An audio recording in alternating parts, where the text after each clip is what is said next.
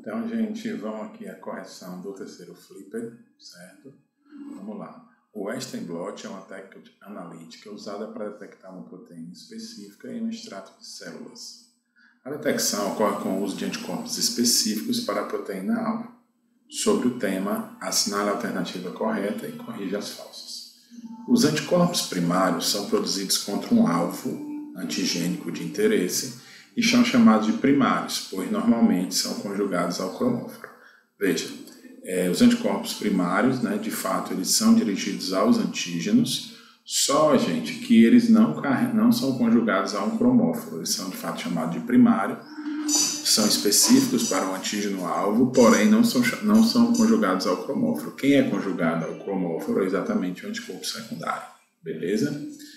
Aí na letra B aqui, o seguinte, os anticorpos primários reconhecem e ligam com relativa afinidade na molécula-alvo, dependendo do anticorpo secundário, para aumentar a afinidade e a especificidade. Veja, não há relação entre o anticorpo secundário e a ligação ao antígeno-alvo, tá? Então, assim, não é o anticorpo secundário que melhora, a afinidade, e a especificidade do teste.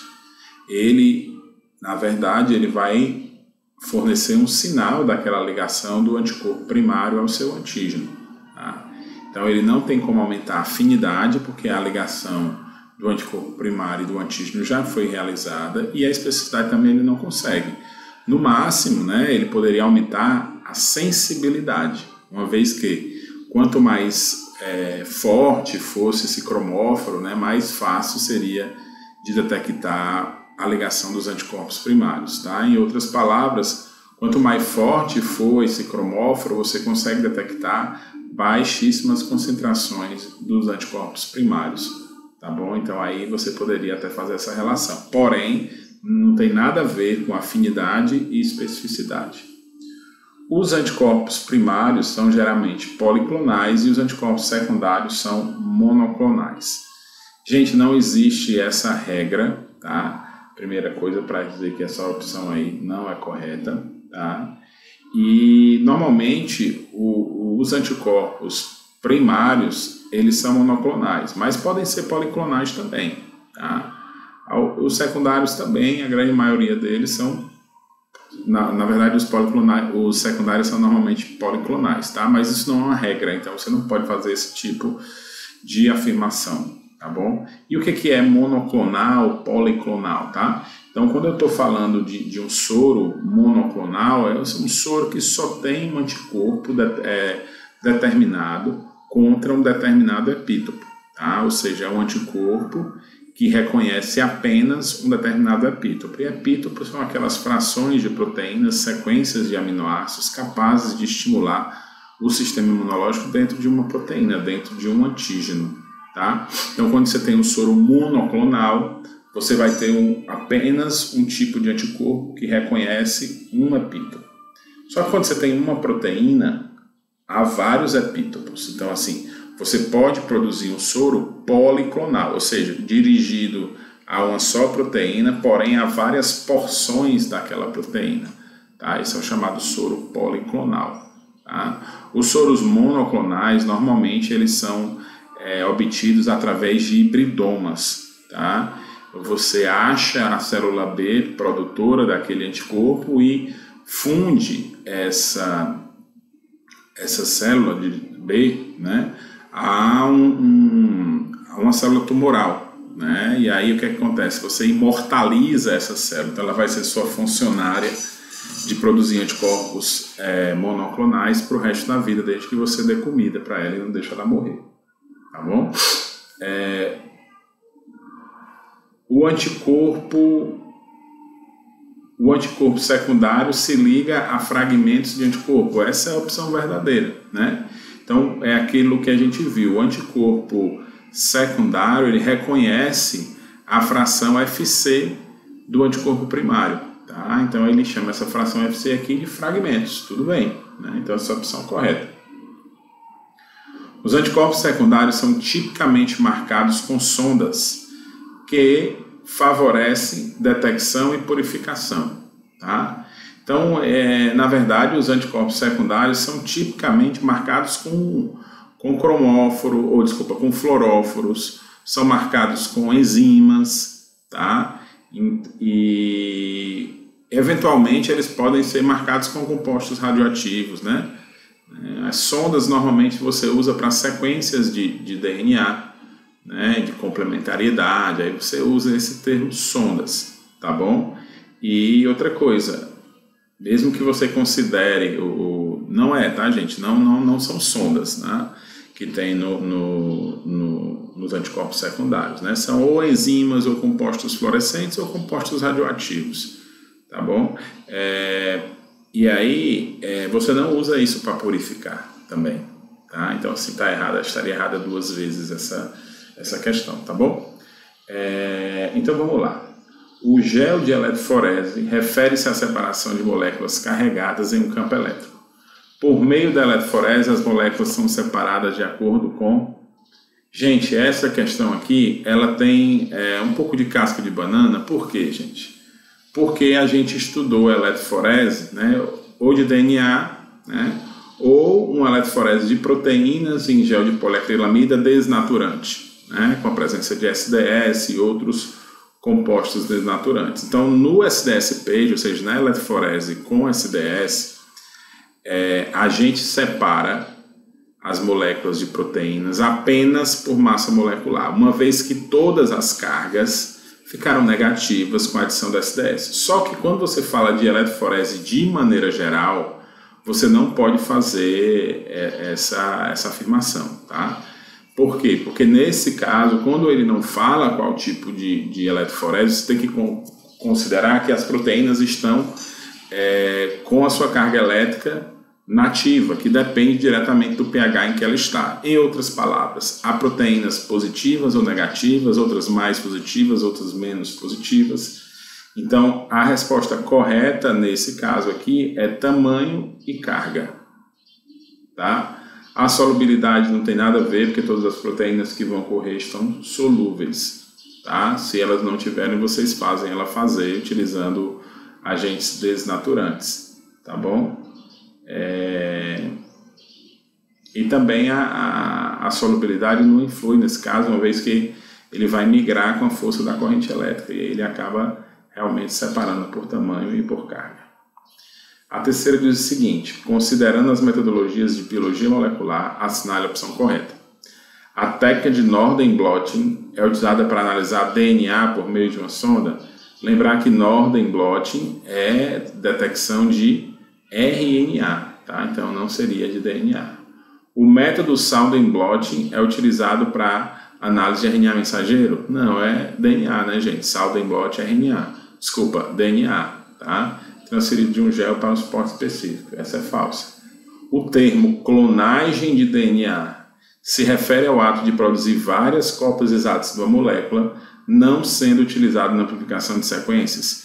Veja que a gente não sendo utilizado quando você clona uma molécula, né, você obrigatoriamente vai fazer amplificação ou duplicação dessa sequência, tanto para fazer a clonagem em si, como quando a clonagem já estiver feita, essa duplicação vai ocorrer no interior das células, tá bom? Então, é sim utilizada a amplificação das sequências, tá?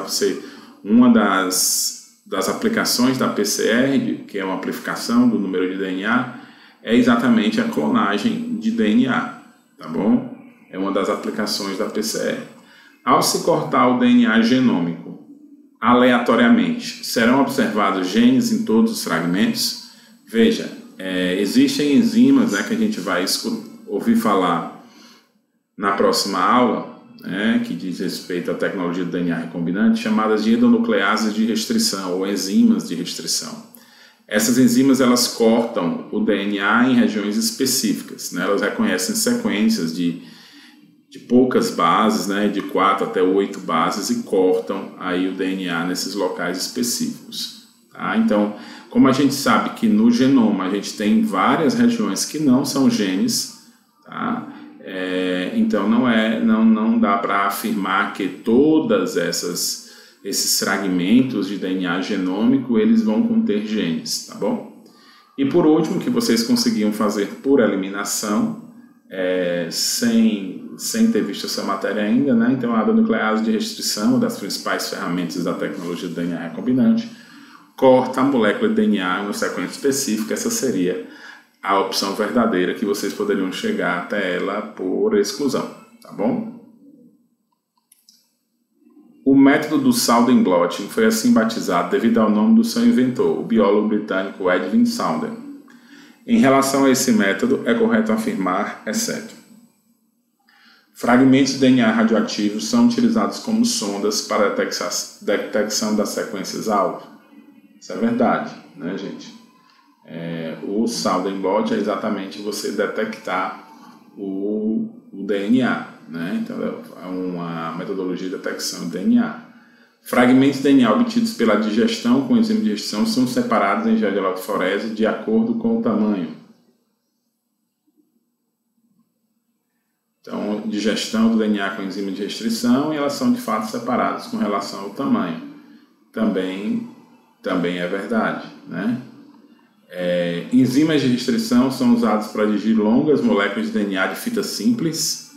Veja, enzima de restrição não digere DNA de fita simples em fragmentos menores. Seria essa. Ó. De fato, existe essa digestão, porém, não há a formação de DNA de fita simples. O DNA continua dupla fita, tá? Então, essa opção aqui seria a opção falsa, né? Que, no caso, seria a verdadeira, né? Seria a correta para essa questão.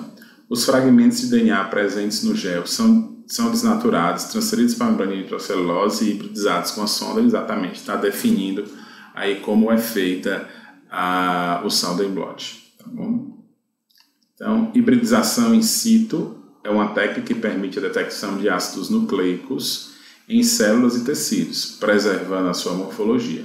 Para esse fim, são usados sondas de cadeia simples de DNA ou RNA, que deve apresentar a seguinte característica em relação à sequência-alvo. A sonda deve ser isômera em relação à cadeia-alvo? Não, né, gente? Uma sonda ela não precisa ter a mesma forma molecular, né? Na verdade, ela nem pode ter a mesma forma molecular de quem ela está detectando. Então, essa é falsa. Ele diz que é isômera, não é. A sonda deve reconhecer epítopos da cadeia-alvo. Veja, ele dá uma misturada aqui, né, entre DNA, entre ácido nucleico e proteína, né? Então, a sonda não deve reconhecer epítopos, né? Não são proteínas, não são sequências de aminoácidos. Letra C. A sonda deve ser idêntica em relação à cadeia-alvo. Negativo também. Agora, a letra D, nossa opção correta, a sonda deve ser complementar, né? Então, assim, a sonda vai ligar por pareamento de bases, ou seja, A com T, G com C, e assim sucessivamente, se você estiver fazendo DNA, então a correspondência de adenina com uracila, se você estiver fazendo RNA, tá bom? Então, a sonda deve ser complementar em relação à cadeia-alvo, seria a opção correta, tá bom? A eletroforese em gel de poliacrilamida é uma técnica essencial para a separação de proteínas com base em seu tamanho. Indique qual das opções a seguir descreve corretamente um aspecto metodológico do SDS-PAGE. A preparação do gel de poliacrilamida com alta concentração de agarose. Ora, se é poliacrilamida, como é que eu vou usar agarose? Para melhorar a resolução das proteínas. Negativo, né? O gel de poliacrilamida é feito de acrilamida, tá? A agarose a gente usa lá no DNA, tá bom? Aplicação de uma corrente elétrica alternada para separar as proteínas com base em sua carga. Lembrar que no SDS-PAGE a gente não, de fato, a gente estabelece um campo elétrico, né? Porém, né? A gente aplica a corrente elétrica, porém, a gente não separa baseado na carga, uma vez que todas as proteínas no SDS-PAGE estão carregadas negativamente, tá bom? Utilização de tampão de corrida contendo brometo de etídeo para visualizar as proteínas durante a corrida eletroforética? Não, né, gente? Brometo de etídeo é um agente intercalante, né? Assim como o Cybergreen, né? Ele é utilizado para a visualização do DNA em géis de agarose. Então, não tem nada a ver com proteína, não tem nada a ver com SDS-PAGE. A adição do desilsulfato de sódio para desnaturar as proteínas e proporcionar uma carga negativa e uniforme. É exatamente a função do SDS, né? Carregar negativamente essas proteínas, né? E junto com outros agentes levar a desnaturação dessa proteína para que ela corra de fato, né? Ela se migre no gel de fato, simplesmente ou diretamente relacionado à sua massa molecular e não sua carga, sua forma, etc. Tá? Então a opção correta aqui seria a letra D de dado, tá bom? Valeu, gente!